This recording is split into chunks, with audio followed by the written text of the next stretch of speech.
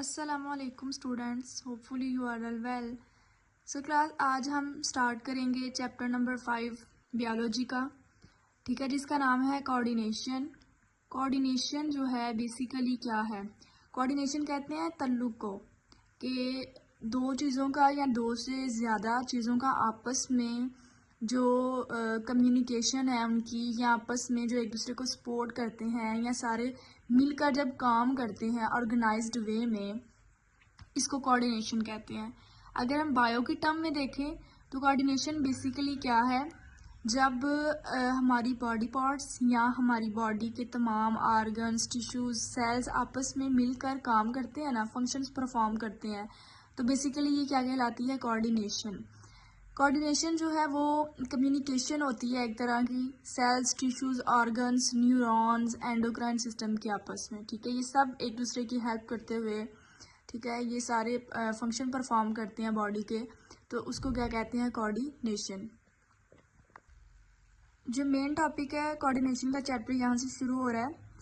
इसका फर्स्ट जो है बैकग्राउंड इंफॉर्मेशन बेसिकली है कि कोऑर्डिनेशन जो है वो किस तरह परफॉर्म होती है। तो क्लास इसके जो कोऑर्डिनेशन के हैं वो 5 कंपोनेंट्स हैं, ठीक है। एक है stimulus, receptor, coordinator, effector and response. कि किस तरह हमारी बॉडी जो है वो किसी चीज़ को, जिस तरह अगर लाइट की ही एग्जांपल ले लें, अगर हम अंधेरे में बैठे हुए हैं, एकदम जब रूम की लाइट ऑन हो तो हमारा क्या रिएक्शन होता है? हमारी आंखें फ़ौरन जो है वो थोड़ी बंद हो जाती हैं, ठीक है, ऐसा ही है। तो ये हमारी बॉडी मतलब किन चीज़ों को डिटेक्ट करती है और किस तरह हमारी बॉडी को या हमारे ब्रेन को मैसेज पहुंचता है कि लाइट ऑन हो गई है, तो फ़ौरन आइज़ को ऑर्डर मिलता है कि ये अब आंखों में पड़ेंगी, या हमें थोड़ा जो है वो इरिटेशन फील होगी, तो फ़ौरन हमारी आंखें बंद हो जाती हैं। तो बेसिकली ये सारा कोऑर्डिनेशन क्या है कि मैसेज ब्रेन को जाता है, ब्रेन फिर दोबारा मैसेज आइज़ को भेजता है, और आइज़ फ़ौरन जो है वो रिस्पॉन्स करती हैं। तो बेसिकली ये आपस में सब चीज़ों का आपस में ताल्लुक है, कोऑर्डिनेशन है। तो फर्स्ट ऑफ ऑल जो फर्स्ट कंपोनेंट है वो है स्टिमुलस। स्टिमुलस है एनी चेंज इन एक्सटर्नल और internal environment which can initiate a response in the body is called a stimulus. आपके इन्वायरमेंट में इंटरनल, चाहे वो इन्वायरमेंट है चाहे वो एक्सटर्नल है, कि बॉडी के अंदर की बात हो रही है या बॉडी के बाहर की बात हो रही है, अगर कोई चीज़ चेंज होती है हमारे इन्वायरमेंट में तो फ़ौरन हमारी बॉडी उस चीज़ को फील करती है। इसको क्या कहते हैं? स्टिमुलस। फॉर एग्जांपल टच, अगर आप किसी गर्म या ठंडी चीज़ को टच करते हैं तो भी आपको फ़ौरन एहसास होता है। अगर आप लाइट बहुत ज़्यादा है तो आपकी आंखें फ़ौरन बंद होना शुरू हो जाती हैं। साउंड, अगर साउंड अच्छा है तो आप फ़ौरन अच्छा महसूस करते हैं, लेकिन अगर साउंड जो है वो आपके कानों को अच्छा नहीं लग रहा तो आप फ़ौरन थोड़ा इरिटेट होते हैं, आप फ़ौरन उसको बंद कर देते हैं, ठीक है। हीट है, कोल्ड है, प्रेशर, इन्फेक्शन है, ये सारे स्टिमुलाई हैं कि अगर आपकी बॉडी या आपके, चाहे वो अच्छी चेंज है या बुरा चेंज है, आपकी बॉडी उससे असरअंदाज ज़रूर होती है। इसको कहते हैं स्टिमुलस। अब है रिसेप्टर। द ऑर्गन, टिश्यू और cell which receive stimuli is called the receptor. के देखें जब आपके एक्सटर्नल या इंटरनल इन्वायरमेंट में थोड़ा बहुत चेंज आता है तो फ़ौरन वहाँ से सिग्नल जो है वो ऑर्गन, टिश्यूज़ या सेल्स के पास पहुँचते हैं, ठीक है, वो होते हैं receptor. For example ears are the receptor for the stimuli of sound. कि आपकी आवाज़ कौन सा ऑर्गन जो है वो फील करता है? ईयर्स। और आपके जो देखने की हिस्सा है वो आपकी आइज़ काम कर रही होती हैं, ठीक है, रिसेप्टर है। उसके बाद आपका जो टच सिस्टम है वो आपकी हैंड है, ठीक है, तो हैंड वो रिसेप्टर्स है, ठीक है क्लास। तो इन्होंने जो है ऑर्गन, टिश्यूज़ या सेल्स जो स्टिमुलाई के जो मैसेजेस हैं या जो इम्पल्स हैं उनको रिसीव करते हैं, उनको रिसेप्टर कहते हैं। आगे है coordinator. A coordinator receive information from receptor and send impulses to particular organs for proper action. Coordinator जो है, रिसेप्टर क्या करता है? स्टिमुलस से मैसेज को लेता है और कोऑर्डिनेटर तक पहुंचाता है। अब कोऑर्डिनेटर कौन से हैं? जैसा कि ब्रेन।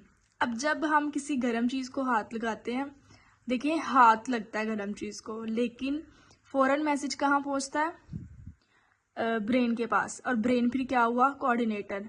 अब ब्रेन एंड स्पाइनल कार्ड जो है वो नर्वस कोऑर्डिनेटर हैं, और जो एंडोक्राइन ग्लैंड्स हैं वो केमिकल कोऑर्डिनेशंस हैं।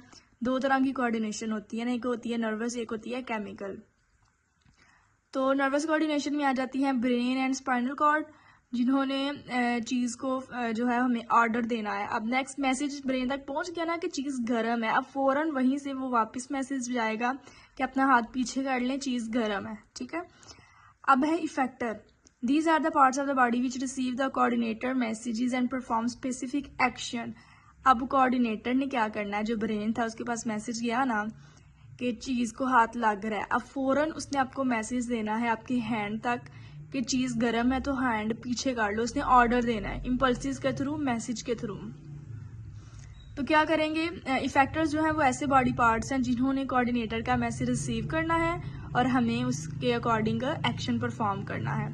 अब नर्वस कोऑर्डिनेशन में आ जाते हैं मसल्स एंड ग्लैंड्स, और केमिकल कोऑर्डिनेशन में मुख्तलिफ जो टिश्यूज़ हैं हमारी बॉडी के वो आ जाते हैं। आगे रिस्पॉन्स, जब आपने ब्रेन का मैसेज लेते ही हमारे हैंड ने फ़ौरन पीछे हो जाना है गर्म चीज़ से, तो इट्स मीन इसने रिस्पॉन्स जो है परफॉर्म कर दिया। रिस्पॉन्स है, response is the action perform by effector on receiving the message from the coordinator.